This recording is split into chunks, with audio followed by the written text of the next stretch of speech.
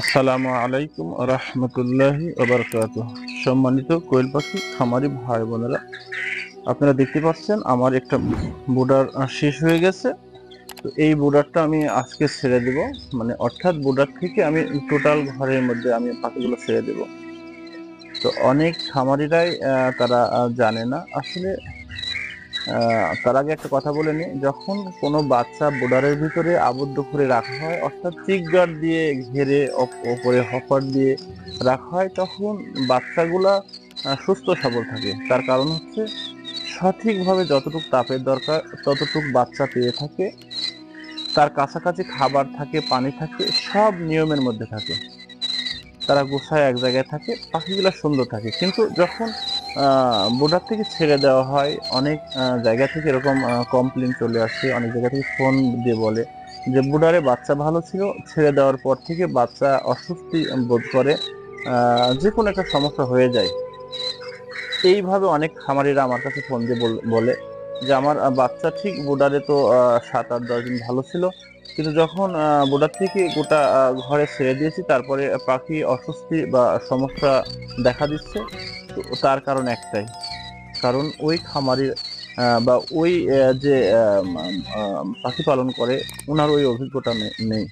যারা নতুন পুরাতন খামারি, তারা এ বিষয়ে অভিজ্ঞ, জানে বোর্ডার থেকে বাচ্চা যখন ছেড়ে দেওয়া হয় তাকে কোন মেডিসিন দিতে হবে বা কোন সেবাটা করলে বোর্ডারের মতোই বাহিরেও বাচ্চাগুলো সুস্থ থাকবে, সেই বিষয়ে তারা অভিজ্ঞ আছে।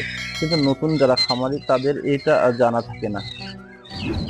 সম্মানিত কোয়েল পাখি খামারি ভাই বোনেরা, আপনার একটা জিনিস আমি অবগত করব, সেটা হচ্ছে অবশ্যই যখন কোনো জিনিস খোলামেলা জায়গায় থাকে, যখন একটা মানুষ ঘরের ভিতরে থাকে, বাড়ির ভিতরে থাকে, সে একটা স্বাচ্ছন্দ্য মতো থাকতে পারে।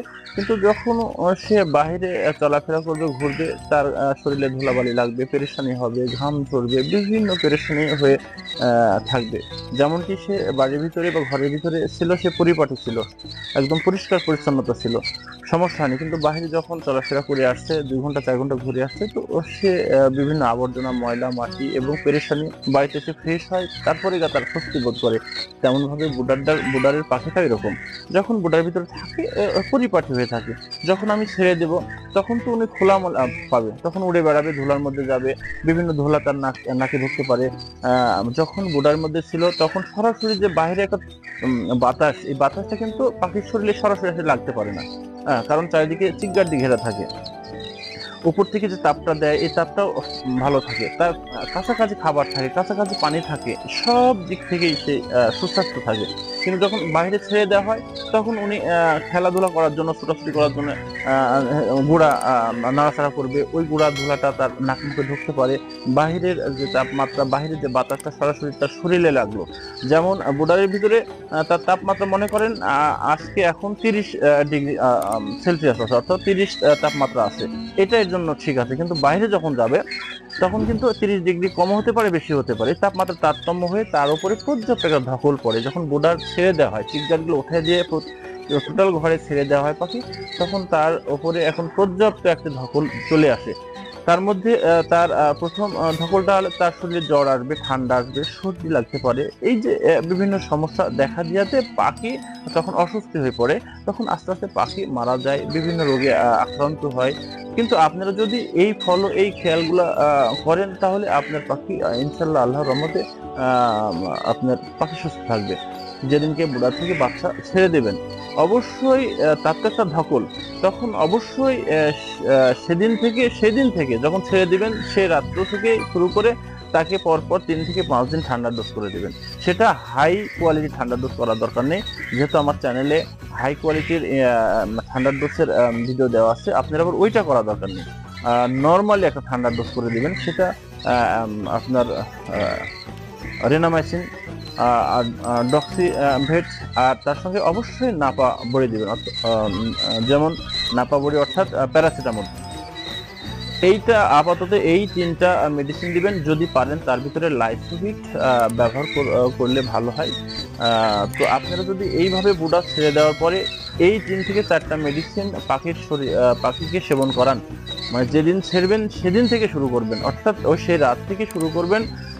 অক্সিসাইক্লিন এবং ডক্সিসাইক্লিন এবং প্যারাসিটামল, এই 3টা মেডিসিন। তার মধ্যে পাখিকে আপনার রোগ প্রতিরোধ ক্ষমতা বাড়ানোর জন্য লাইসোভিট তার মধ্যে যোগ করতে পারেন। যদি না করেন সমস্যা নেই, যোগ করলে ভালো হবে।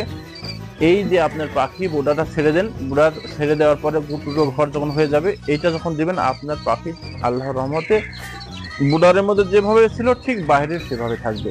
তো আমি এখনই এই বাচ্চাগুলো ছেড়ে দেব। আমি আজ রাত থেকে আমি এইটাই দেব, এই 3টা মেডিসিন দেব, তার সঙ্গে আমি লাইসোভিট ব্যবহার করব। তো আপনারা এভাবে করতে পারেন। যারা নতুন খামারি তাদের জন্য আমি বলতেছি, যারা পুরান খামারি তারা অবশ্যই জানেন। অনেক সময় যদি আপনার হাতের নাগালে যদি আপনার ঠান্ডার কোনো ডোজ নাও থাকে, পাশে একটা যদি মুদিখানার দোকানে এখন নাপা বা প্যারাসিটামল বড়ি পাওয়া যায়, সেখান থেকে অন্তত পক্ষে নাপা একটা বড়ি নিয়ে এসে সে রাখতে দিবেন। তারপরে আপনার পাখির ধকল থেকে, বিভিন্ন ধকল থেকে অন্তত নিজেকে সেফ রাখবে। জানেন হয়তো পাখির শরীরে জ্বর হলে এটা কিন্তু মারাত্মক ক্ষতিকর। জ্বরে পাখিকে একবার নিস্তেজ করে দেবে। যার জন্য অন্তত তৎক্ষণাৎ আপনি যদি 3টা 4টা মেডিসিন আপনার হাতের নাগালে নাও থাকে, যারা নতুন খামারি তাদের জন্য বলছি, অন্তত পক্ষে নাপা বড়ি নিয়ে এসে দিবেন। একটা বড়ি 1.5 থেকে 2 লিটার পানির মধ্যে দিবেন, অথবা একটা বড়ি 1 লিটার পানির মধ্যে প্রথম দিন দিতে পারেন, দ্বিতীয় দিন থেকে একটা বড়ি 2 লিটার পানির মধ্যে দিবেন।